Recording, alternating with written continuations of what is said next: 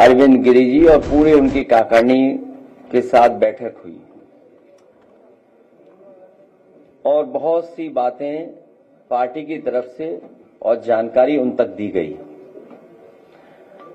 युवजन सभा बहुत पुराना संगठन है। समाजवादी पार्टी का युवजन सभा बहुत पुराना संगठन है। युवजन सभा समाजवादी पार्टी और हमारी धड़कन भी है। हमारे साथ जहां अनुभव और आशीर्वाद है, वहीं नौजवानों की ऊर्जा भी इस बार चुनाव में लग करके समाजवादी पार्टी को और मजबूत बनाने का काम करेगी। इनका उत्साह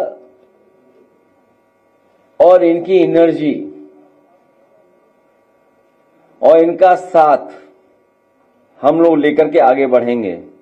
जिस तरह से इन्होंने लोकसभा का चुनाव जिताया था, आने वाले समय में भी ये विधानसभा के चुनाव में समाजवादी पार्टी की पूरी ईमानदारी से मदद करने का काम करेंगे। युवजन सभा को हम अपना संदेश दूत भी मानते हैं और उन्हें ये जिम्मेदारी आज सौंपी है और सौंपते भी हैं कि हमारी पार्टी की बात गांव-गांव, गली-गली और आम लोगों तक पहुंचाने का काम करेंगे। जहां रहते हैं उस मोहल्ले में, जिस बिल्डिंग में रहते हैं उस बिल्डिंग में संदेश दूत की तरह हमारी पार्टी की बातें उन लोगों तक पहुंचाने का काम करें।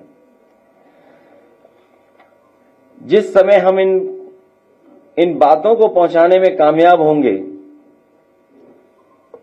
हमारी जीत को कोई रोक नहीं सकता।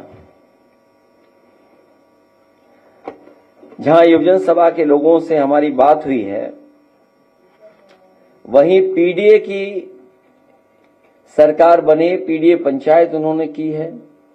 पीडीए के कार्यक्रम बहुत जिम्मेदारी से किए हैं। पीडीए सरकार बनाकर के इन्होंने संकल्प लिया है कि पीडीए सरकार बनेगी तो नौकरी और रोजगार भी ये लोग पाएंगे। ये बात जन जन तक पहुंचाने का भी संकल्प ये लेकर के जा रहे हैं। जो सवाल इनके सामने हम लोगों ने उठाए और रखे हैं, अग्निवीर जो नौकरी दी है वो पक्की नौकरी नहीं है। शिक्षा मित्र के साथ भेदभाव हुआ है। आशा आंगनवाड़ियों के साथ भेदभाव हुआ है सरकार में। 69,000 भर्ती वाले सबको जोड़ना है, उनके साथ भी बड़े पैमाने पे भेदभाव हुआ है सरकार में। ये पीडीए की एकता का आधार युवजन सभा ही बनेगा। और वो पुरानी कहावत है कि जिस ओर जमानी चलती है उस ओर जमाना चलता है।